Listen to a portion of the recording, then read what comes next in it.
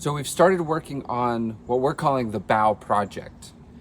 That includes building the bow sprit, which we're going to get to soon, but first we have to build 3 chain plates up on the bow. My name is Matt. Follow along as I turn Duracell, the legendary ocean racing sailboat, into a comfortable cruising home.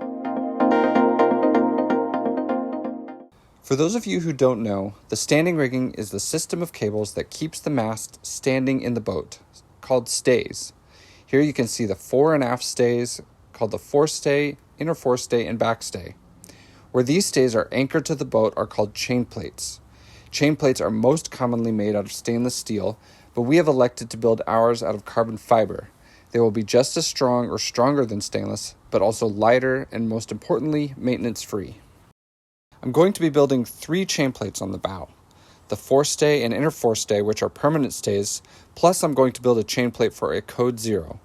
This is not a permanent stay, but a sail that can be used for light wind reaching or downwind sailing. We removed the 3 old stainless steel chain plates on the bow, and now we're going to replace them with 3 new carbon chain plates. So we're building 3 chain plates. The first being a code 0, and then we're also building a forestay and an inner forestay chain plate. This first one I'm going to work on is the code 0 chain plate. This is going to be glued onto the stem of the boat. Code 0 is a light wind, downwind, or reaching sail. It's a flying sail, so it's not attached to any stays or anything on the rig. This first one I'm going to do is I'm going to build it here on the bench. It's actually going to be laminated onto the bench to make it flat so that it can be glued onto the stem. Code 0 first.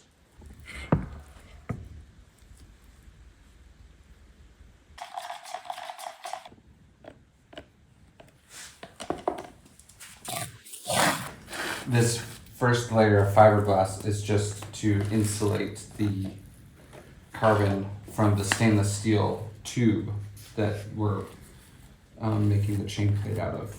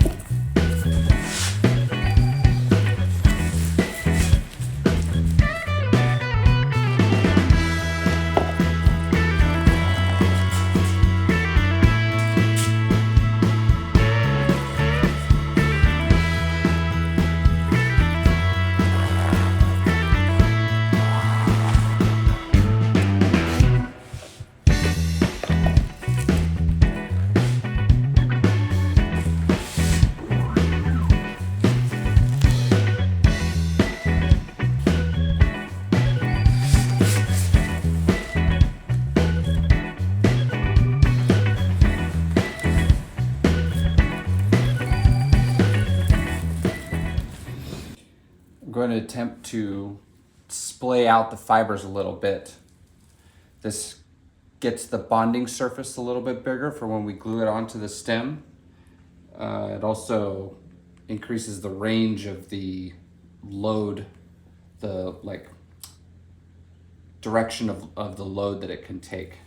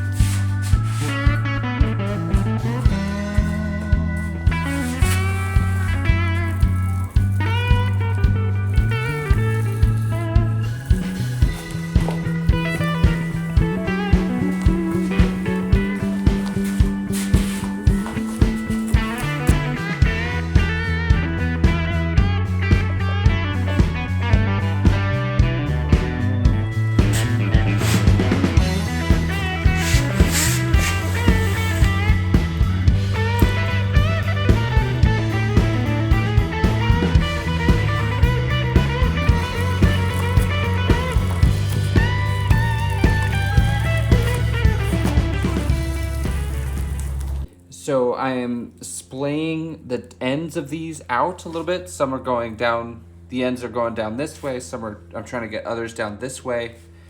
The hard part is that unidirectional carbon, wants to go very straight. And so if I make them go too drastically out one way or the other, then it will wrinkle it up at the top. What this is doing is it makes the chain plate bigger, like wider, so that there'll be more of a bonding surface, more surface area to bond the chain plate when it comes time to bond it on. It also increases the range that the chain plate take loads. And so code zeros, it being a reaching sail, can be loaded way off to leeward. And so this helps to, line that load up a little bit more with the chain plate. So, or line the load up a little bit more with the sail.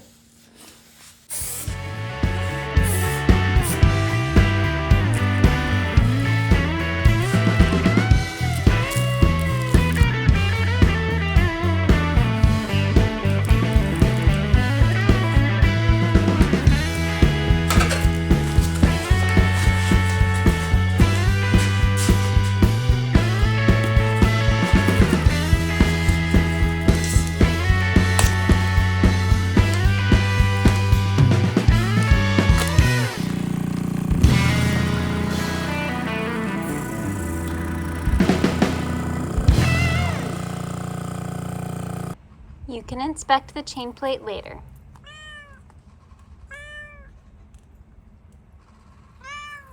So this is the code zero chain plate we were working on yesterday that was laminated on the table. We did half of it yesterday, and Brad is here. He's going to help me do the other half today.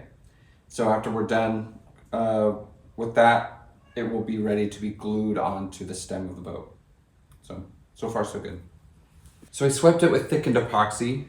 That's why it's all wet looking, and that just fills in the waviness, makes it a little bit more smooth, and it's also sticky for the next laminates to go on.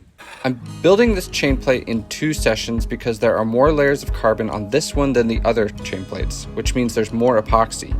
It is still hot out, and I don't want the epoxy to start curing before I finish applying all the layers, so I do the lamination in 2 sessions, so each session is a short enough time for the epoxy to stay liquid while I get the vacuum bag on.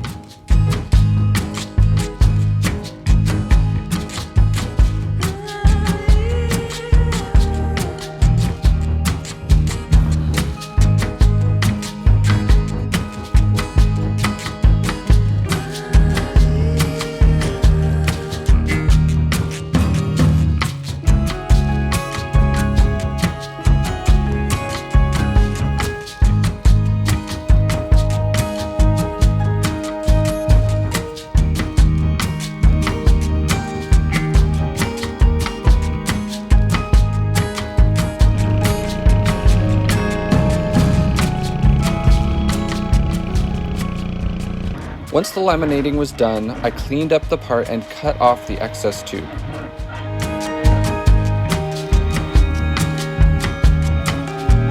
Then I marked where the slot goes for the stay to attach, and then I cut out the slot.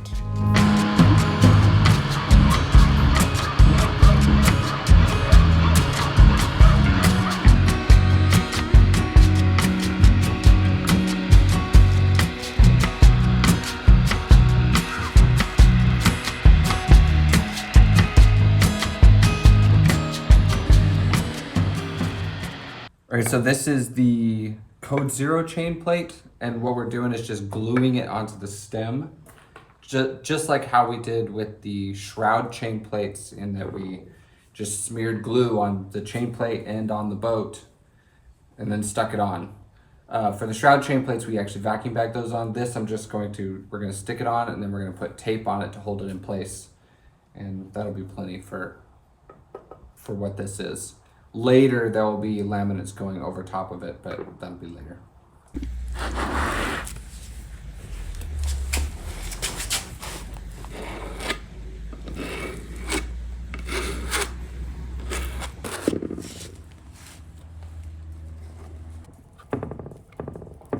Okay.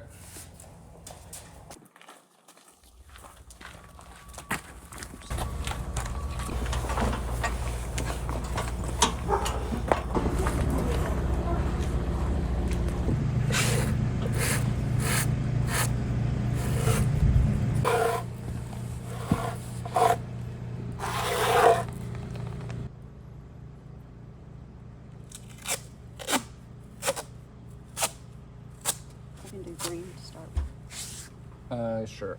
Yep.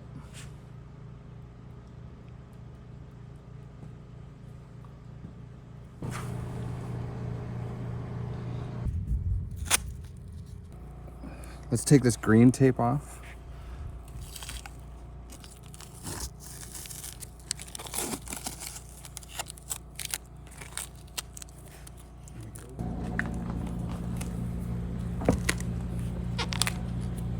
All right, so this is done as far as the Code Zero chain plate. We don't have to laminate it to the boat. It being just glued on is strong enough to, take the loads that it's going to be carrying. I will be building the bowsprit around this. The top of the bowsprit will sit level with the bottom of this notch here, and then the bowsprit's going to be laminated to the boat. So there will be laminates going over this thing, mostly for the bowsprit. So those will be kind of the suspenders on our belt to hold this thing on. But otherwise, it's done. Yeah, pretty exciting. So now it's time to build the chain plate for the inner forestay. The inner forestay is the stay that the staysail hangs to.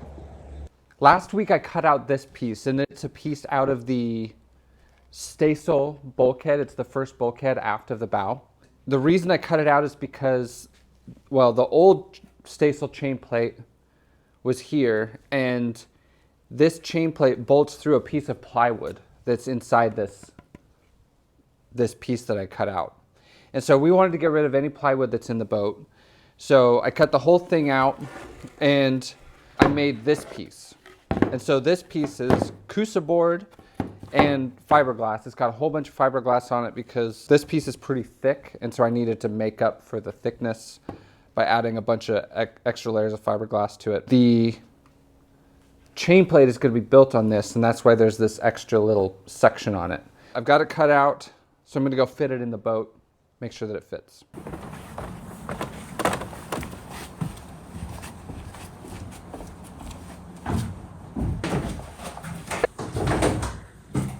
This is the staysail bulkhead. Yanni is standing in the V-berth, our bedroom. So this compartment that I'm sitting in now is actually is going to be kind of our wet storage compartment where we'll keep sails and fenders and lines and toys and all that kind of stuff.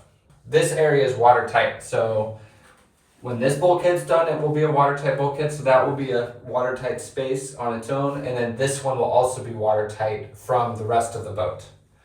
So I'm just fitting this in.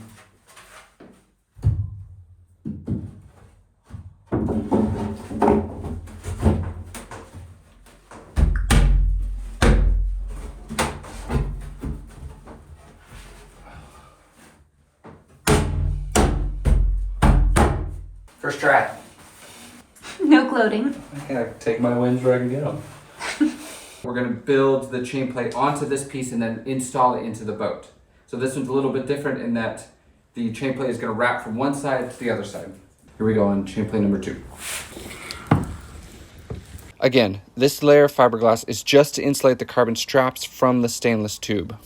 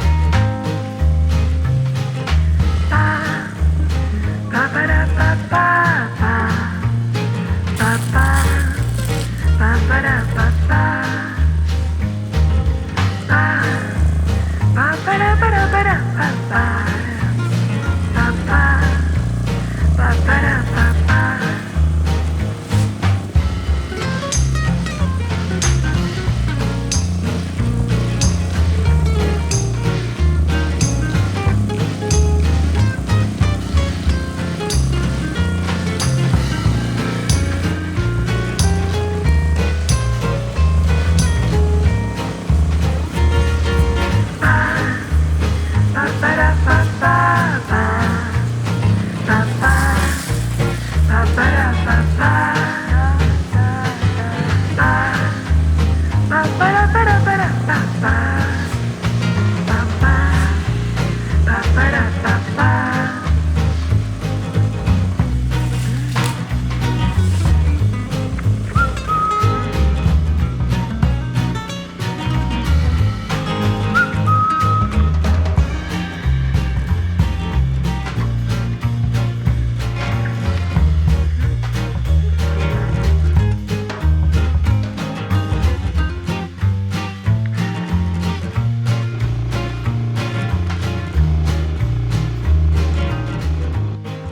chain plate for the inner forestay, and I've got it all sanded. The laminating for the carbon lamination is done. Cut the ends of the tubes off, and so now it's time to cut the slots. What I'm going to be using is a toggle, which is like a fork that sticks down into the chain plate and then a pin goes through. If you recall, when I did the first big chain plates for the shrouds, I was using a Sawzall with a blade on it, and it got too hot and exceeded the temperature that the epoxy continues to stay hard at. I'm not going to do that this time, obviously, so I'm just going to use my hacksaw. We're going to cut the slots through.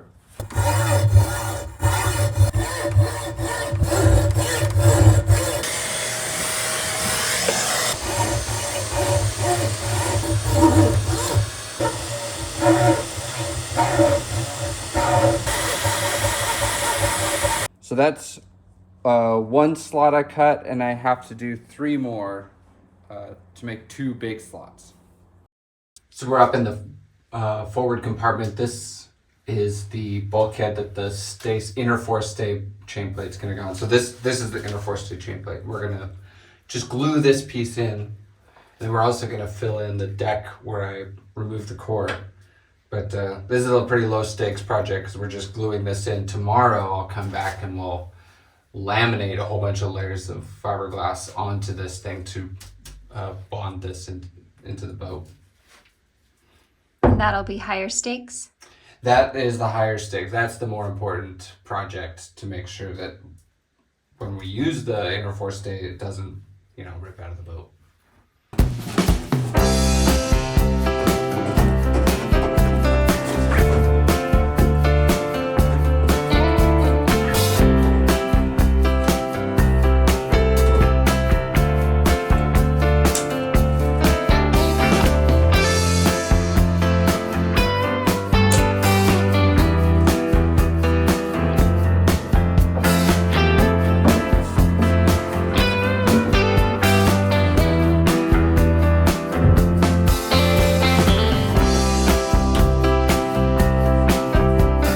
Just put a screw in like here.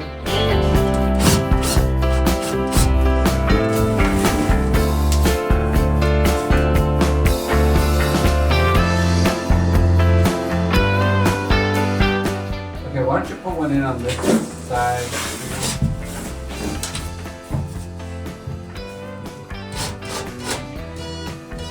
That's perfect. Right there, right there.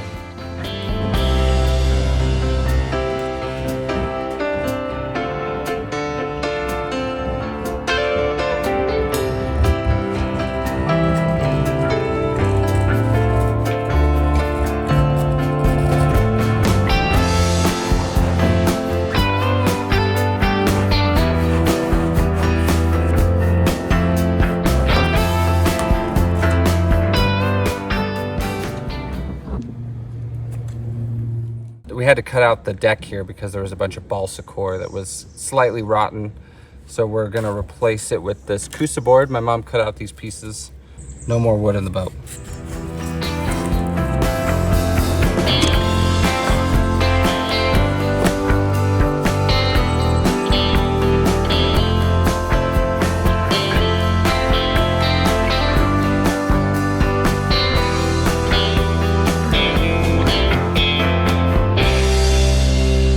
Looks so good. Thanks. I think it looks pretty cool. You wanna? We're not going to be able to show it off though. The bowsprit and everything's going to be covering it up. So this is enjoy it while it lasts.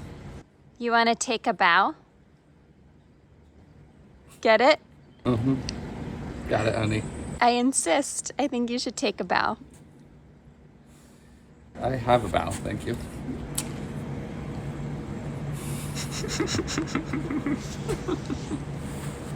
We get to thank one Patreon this week.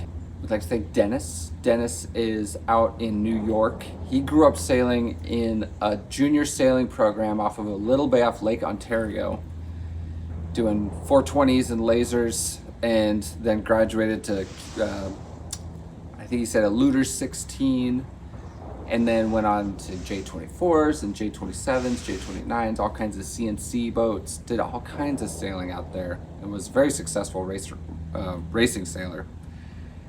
So it sounded like he had a really great time in his sailing career. Thank you to everyone who's been supporting us. We'll see you next week.